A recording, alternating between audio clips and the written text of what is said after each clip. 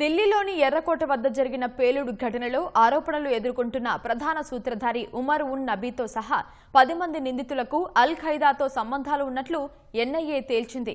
ఈ ఘటనలో జిహాదీ కుట్రకోణం ఉన్నట్లు తెలిపింది. అందుకు సంబంధించి ఫోరెన్సిక్ సాంకేతిక ఆధారాలు లభ్యమైనట్లు ఎన్ఐఏ పేర్కొంది. దేశ రాజధానిలోని ఎర్రకోట వద్ద జరిగిన కారు బాంబు పేలుడు ఘటనలో ప్రధాన సూత్రధారి ఉమర్ ఉన్ నబీతో సహా 10 మందికి అల్ ఖైదాతో సంబంధాలు ఉన్నట్లు ఎన్ఐఏ తెలిపింది. Amir Rashid Mir, Jasir Bilal Wani, doctor Muzammil Shakeel, doctor Adil Ahmed Rather, doctor Shaheen Saeed, Mufti Irfan Ahmad Wagay, Soyab, doctor Bilal Nasir Malla, Yasir Ahmed దార్లను నిందితులుగా పేర్కొంది. ప్రధాన సూత్రధారి ఫరీదాబాద్లోని అల్ ఫలా యూనివర్సిటీకి చెందిన assistant professor doctor Umar un Nabi ఈ పేలుడు ఘటనలో మృతి చెందినందున ఆయనపై ఆరోపణలు ఉపసంహరించుకోవాలని ప్రతిపాదించినట్లు ఎన్ఐఏ తెలిపింది. ఢిల్లీ పటియాలా హౌస్లోని ఎన్ఐఏ ప్రత్యేక కోర్టులో 7,500 పేజీలతో ఎన్ఐఏ అధికారులు ఛార్జిషీట్ సమర్పించారు. నిందితులకు భారత ఉపఖండంలోని అల్ ఖైదా అనుబంధ సంస్థ అన్సార్ గజ్వత్ ఉల్ హిందుతో సంబంధాలు ఉన్నాయని ఎన్ఐఏ ఆరోపించింది. నిందితుల్లో కొందరు వైద్యులని తెలిపింది.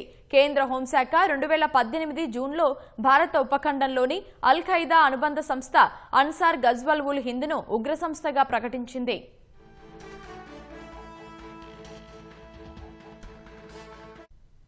గతేడాది నవంబర్ 10న రాత్రి 7 గంటల ప్రాంతంలో ఎర్రకోట వద్ద కారు బాంబు పేలుడు జరిగింది.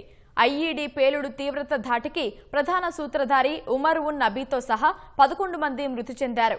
అనేక మంది గాయపడ్డారు. పెద్ద ఎత్తున ఆస్తి నష్టం కూడా జరిగింది. కారు బాంబు పేలుడు ఘటన దర్యాప్తు చేపట్టిన ఎన్ఐఏ జమ్మూ కాశ్మీర్, హర్యానా, ఉత్తరప్రదేశ్, మహారాష్ట్ర, గుజరాత్, ఢిల్లీలో దాడులు జరిపింది. 588 మంది వాంగ్మూలాలు నమోదు చేసింది. 395కు పైగా పత్రాలు, 200 మందికి పైగా సాక్ష్యాలు సేకరించినట్లు ఎన్ఐఏ పేర్కొంది. ఈ పేలుడు ఘటనలో జిహాదీ కుట్రకోణం ఉందని తెలిపింది. ఆ మేరకు ఫోరెన్సిక్ సాంకేతిక ఆధారాలు లభ్యమైనట్లు ఎన్ఐఏ వెల్లడించింది.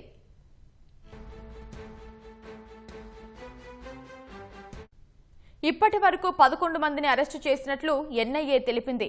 ఇంకా కొంతమంది నిందితులు తప్పించుకుని తిరుగుతున్నారని, వారిని పట్టుకునేందుకు గాలింపు చర్యలు కొనసాగుతున్నట్లు ఛార్జిషీట్లో పేర్కొంది.